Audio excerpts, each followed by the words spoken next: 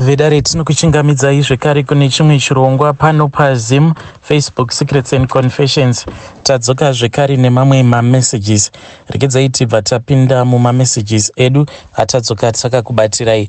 Message yedu yekutanga yakamira sekudai so: hanzi makadi zvenyu mukomananshi, ndinokumbirawo kuti munge muchindiposterawo nyaya yangu makavikawo chitupa changu. Inini mukoma ndiri mudzimai ane makore 32 ekuberekwa. Ndauyawo paplatform penyu kuti munge muchizongondionesawo zvekare nekundibatsirawo.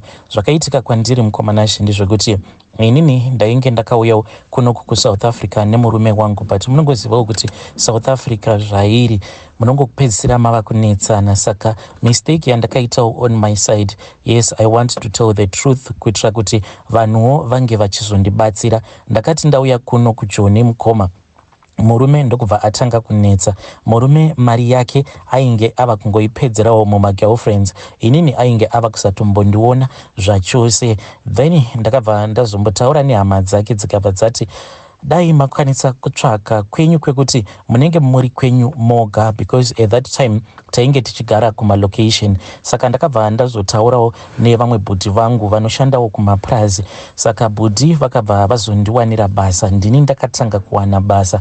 Murume ndikabva ndazotaura naye ndikati inini ndawana basa, maheartbreaks awandi pamuno mulocation akanyanyisa, plus uri kudanana nevanhu vandinoziva. How do you think kuti I can heal? Ndichinyatsokuziva kuti uyo mukadzi uyo wakarara naye, ningi wakarara naye. Saka the more yandinoramba ndichingoona vanhu ava, the more yandinongoramba ndichingorwadziwa. Marwadzo acho haaperi. Marriage yangu ndichiri kuida, but iwewo kana uchiri kuda marriage iyi, please zamawo kuti unge uchinditevera, tichazongonoonawo yekutamba ikoko. Murume akambotanga aramwa, but akabva azonditevera, ndokubva tazotanga kugara tose.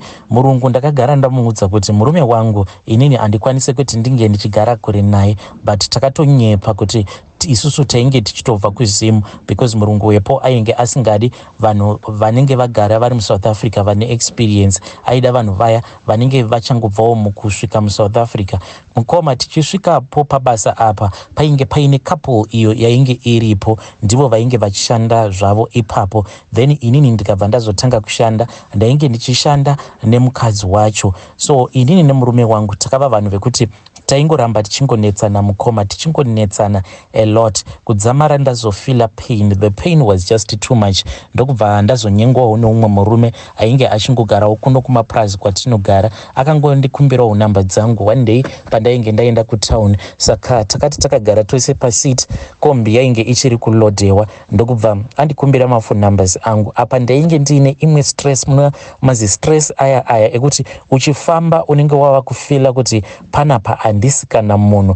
Ndakatovhundukawo achitondikumbira manumbers angu, ndikati heya, zvinoreva kuti vanhu vachiri kutondionawo kuti nditoriwo mukadzi anokwanisawo kutosvitswawo shoko. Ndakabva ndazongogamuchira even though asati atombondipfimba. Ndikabva ndati let me try ndingowanawo munyaradzi wangu, because bhangu ainge achindipa imwe pain, mazi pain aya ekuti it was pain after pain. Kumaprazi ikoko ndainge ndava kunzwa rumors rekuti ainge akaonekwa neumwewo musikana vachipinda muchidondo. Zvinotoreva kuti vanhu ava vainge vaine zvinhu zvavainge vakanoita ikoko.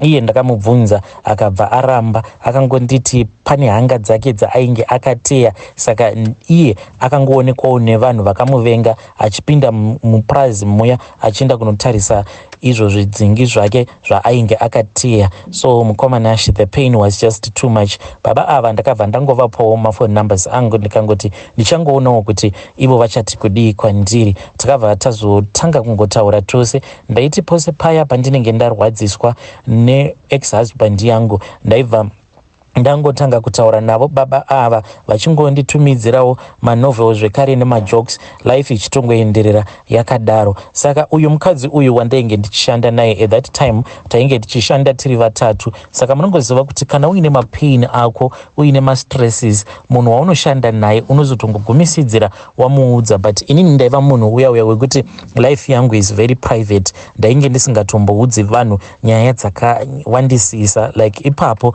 ndakabva ndati zvino hanzvadzi dzangu kana ndikadziudza kuti kunyange kuno kwacho kumapurazi iye murume wangu ari kungoramba achindihurira, panokwanisa kuzoitika noise. Ndikabva ndati let me solve it on my own marriage, handisi kuda kuzobuda mairi, but neniwo ndichawanawo munhu wekuti anenge achindinyaradza. Saka uyu mukadzi wandainge ndichishanda naye ndiye wandaiwanzokuudza kuti kumana muchindiona ndichitadza kudya kudai, so ndine stress because ndaiti paya ndichizama kudya ndainzwa kuda kurutsa because of stress, mwoyo wangu wakasviba nekuda kwestress. Saka mukadzi uyu zvaaizoita manje aibva azoenda obva azonoudza murume wake. Murume wacho manje iye akabva azoudza murume wangu kuti mukadzi wako ari kukuhurira, ende iwe unofanira kumutaimira mukadzi wako uyu nekuti ari kukuhurira. One day iye murume wangu akaita sekunge ainge abuda zvekungondirakidza like munhu asina basa neni, ende ndo zvaaiwanzokuita like kana achienda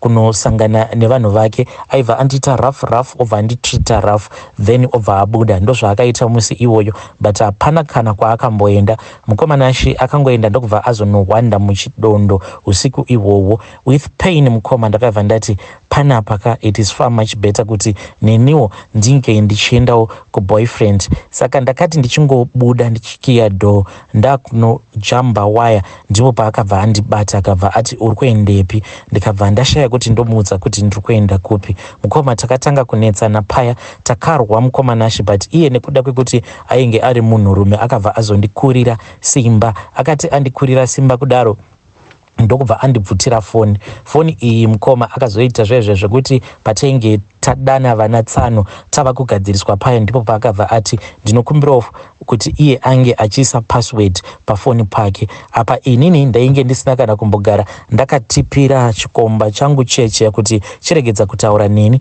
because foni yangu handisisina. Ndakati ndichino unlocka foni, then mamessages ose akabva abatwa kuti inini ndainge ndichihura, but chakandirwadza ndechekuti marriage yangu yakaparara ndisina kana kumbogara ndarara nechikomba.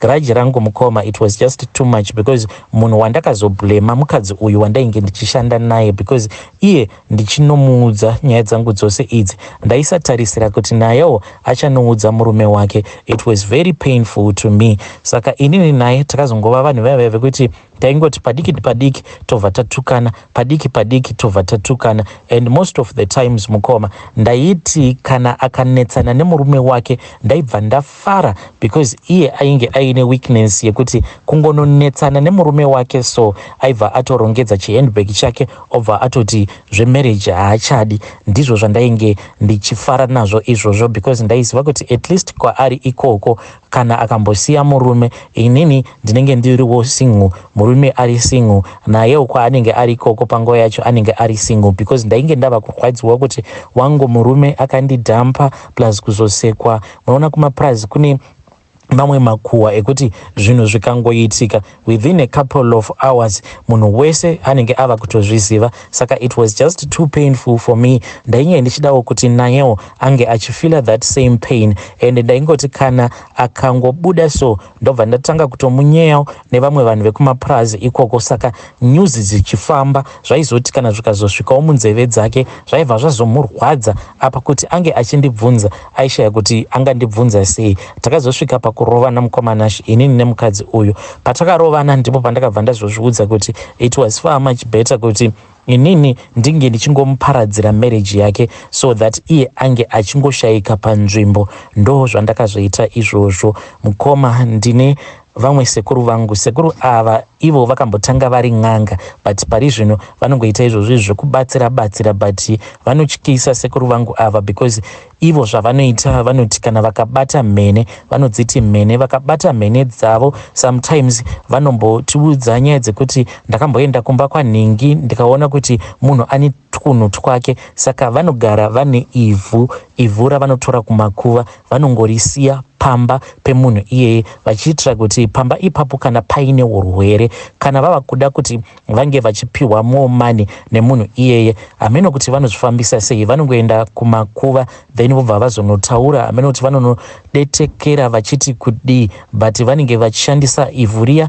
ravakasiya pamba pemunhu so that munhu iyeye ange achizowirwa neurwere zviya zvekuti vana vanongorwara kana kuti pamba panongoitika maproblems. And kunyange ukafamba ukaenda kupi kuti zvinhu zvako zvinge zvichizotanga kusunungukira, hunge wazotouya zvekare ukazobatsirwa navo ivo sekuru vangu ava. Saka sekuru vangu munhu wekuti ndaitongomutyawo zviya zvekungoti ndisekuru hanzvadzi yamai, but vanotongotyisa just like that because vane mweya uya wekuganyira munhu. Munongoziva kuti munhu akararama kwenguva yakati rebei ari muchikorokoza anopedzisira ava nemweya uya wekuti mani. Saka ndakazongoenda kwavari ndikabva ndati sekuru, inini ndine munhu wandiri kuda kuganyira. Vakabva vaseka, ndikabva ndavaudza zvese zvainge zvakaitika. Ivo vakabva vangohakirawo maemotions, vakabva vati hapana kana dambudziko muzukuru. Ivo vakanditi vainge vachida kutumidzira mhepo, but mhepo iyi vakati vachatanga varonda dzinza rake iye mukadzi uyu, then kana varonda dzinza rake vachazondiudza zvekuita. Zvinhu izvi mukoma hazvina kuitika ne1 day because ndakati ndabva kumusha, that was early January, ndakatombochovha mukoma nashi nguva iya yekuti tainge tava kuda kunonopinda munana June May, ndipo pavakabva vazondifonera. Sekuru vakangondifonera about maseconds, vakangonditi muzaya fona izvezvi apa tainge titori kubasa. Mukadzi uyu mukoma ndiye akatondipa foni yake because kumapurazi mashopu anonetsa airtime. Ndakabva ndati kochiko chaitika kumusha, ndainge ndava kutotya kuti maybe there is something that is wrong. Iye ndizvo zvaasitori, iye haana kana kutombogara atoziva kuti pandainge ndichishandisa foni yake because akatokwereta line rake raikwereta kana airtime yekuma 100 kana kuma 200 rands. Ipapo ndakabva ndati kwereta airtime yakati 1 day then ndikwanise kufona kumusha. Akabva azondipa foni iya ndokubva ndatanga kutaura nasekuru. Ndakangobva paya patainge tichishandira tiri ndokubva ndazotanga kutaura navo sekuru. Ndikati sekuru, zvii zvaitika? Sekuru vakabva vazoti kwandiri, ndakati ndichiita mhiko dzangu ndokubva ndazoona kuti uyu mukadzi waunoshanda naye iye akaita zvekuchengetwa kumusha kwana amai. Saka pane nyaya dziripo dzekuti mukunoroorwa kwake zvinhu zvake hazvina kufambiswa negwara rakanaka. Saka mhepo yandakwanisa kutaura nayo, mhepo yakamutsamwira, imhepo yaamai vake. Saka handizivi kuti ndoshandisa mhepo iyoyo here. Ndakabva ndangoti zvakanakai sekuru,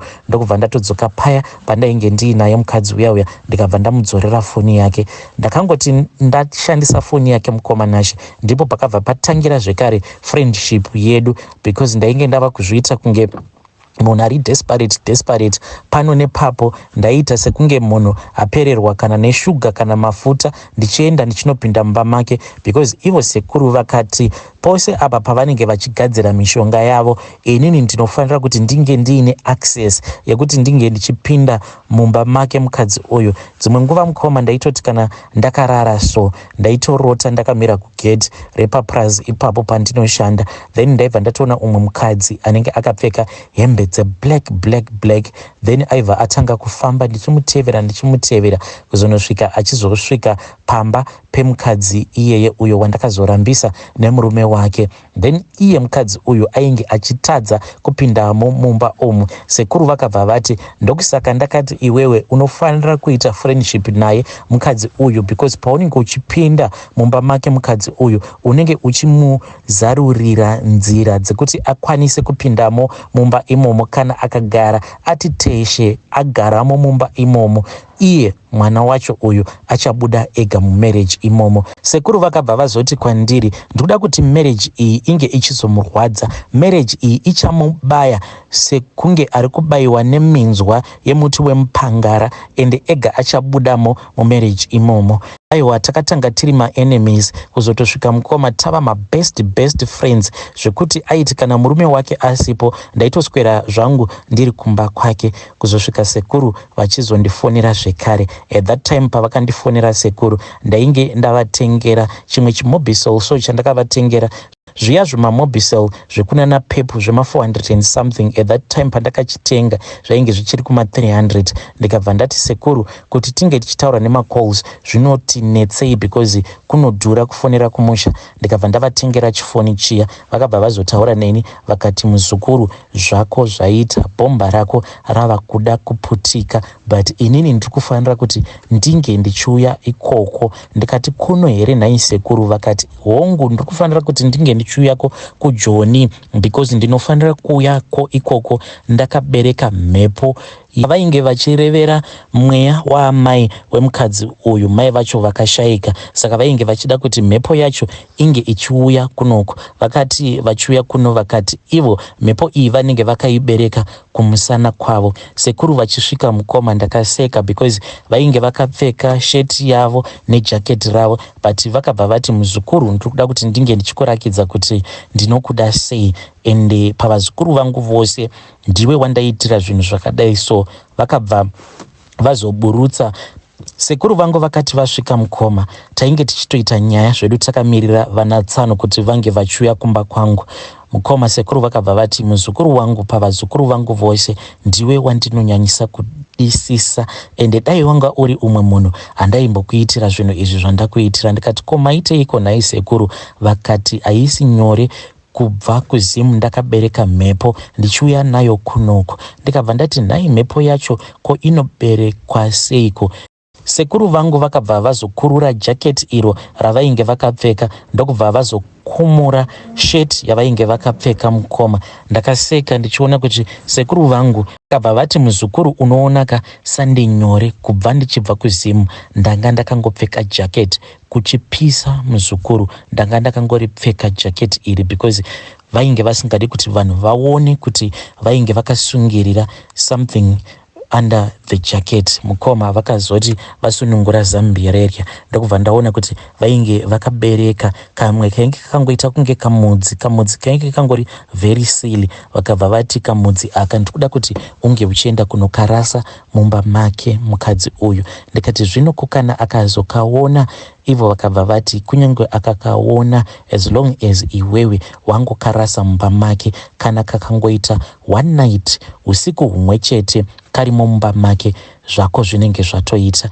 Iye mukomana chine murume wake vakatouya ndokubva vatopiwa minamato yavo naivo sekuru vangu ava because ndakatovaudza kuti sekuru vangu vaya vandakakuudzai kuti vanobatsira vari munzira vari kuuya. Then pavakazosvika ndokubva ndazovadana mushure mekunge tagadzira metsi dzedu. Ivo vakazoti vava kudzokera because painge paine zvimwe zvinhuwo zvainge zvakabviwa nazvo nasekuru kumusha zvakaita kunge nzungu nei nedovi. Takati ndakazoti ndava kuvaperekedza ndokubva tatombosvika kumba kwavo tikabva taita nyaya ndichingoita sekunge ndainge ndakamirira vana bhodhi kuti vange vachisvika so that ndikwanise kunovavhurira gate. Mukomana nashi iye akati ari busy zvake achibika bika ndokubva ndangoburitsa kamudzi kaya pose apa mukomana nashi kamudzi kaya ndainge ndakakabata but ndakaisa foni pamusoro. Ndakazongoti ndawana mukana mukoma iye murume wacho paainge ari busy zvake neTV mukadzi wacho achibika, inini ndainge ndakagara kumakumbo kwemubhedha ndiko kwainge kuine chair because zvimarumu zvedu zvakaita zvidiki. Ndakabva ndati ndawana mukana ndokubva ndangotora kamudzi kaya ndikabva ndangonokati pasi pemubhedha ndikakakandira pasi pemubhedha. Ndokubva ndatooneka paya ndikati vasikana regedzai nditi zvekuenda kunomirira vana bhodhi kugedhi. Ndichinosvikawo kugedhi vana bhodhi vainge vatova padhuze nekusvika papurazi redu ndikatovavhurira tikazoenda zvedu kumba kwangu. Mukoma kubva musi iwoyo mukadzi uyu ndipo pandakatanga kumuona achirohwa nemurume wake. Aiti kana akatanga kurohwa so ndaiseka sometimes but dzimwe nguva ndainzwa tsitsi. Ndaiti kana achirohwa mukoma ndinenge ndiri pafoni zvangu nebest friend yangu ndichiti uri kunzwa here noise iri kunoko, uri kuinzwa here? Dzimwe nguva friend yangu yebva yati hapana chandiri kumbonzwa.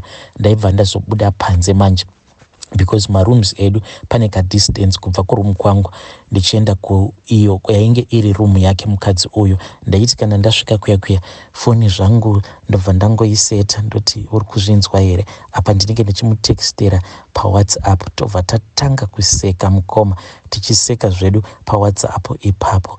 Vakazongorambana mukoma ende vachinorambana property vaiti paya pakurwa iye mukadzi aitora kana mvura seTV akangotora bhaketi remvura ndokubva angodira TV yaiya mvura ikabva yangofa same time.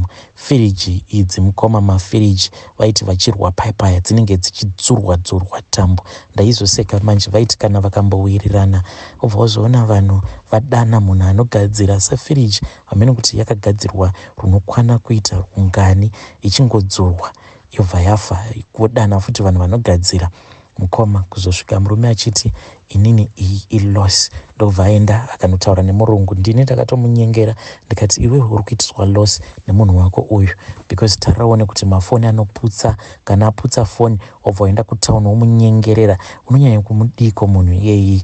Then ndikabva ndamuudza kuti enda unoudza murungu. Iye akabva aenda kanoudza murungu kuti iye basa ainge ava kusada. Murungu akabva ati iwewe hazviite kuti urambe basa, zvandava kuita ndezvokuti ndava kudzinga mudzimai wako basa. Akadzingwa sembwa mukoma Nashe. Akabva angonzi nemurungu one day mushure mekunge vaita noise, vakaita noise, then murungu akabva buda akatsamwa. Apa ndainge ndatoswera ndichimufidha murume wacho, ndichingomufidha nenhema. Saka vakati vaenda kulunch ndokubva vatanga kunetsana.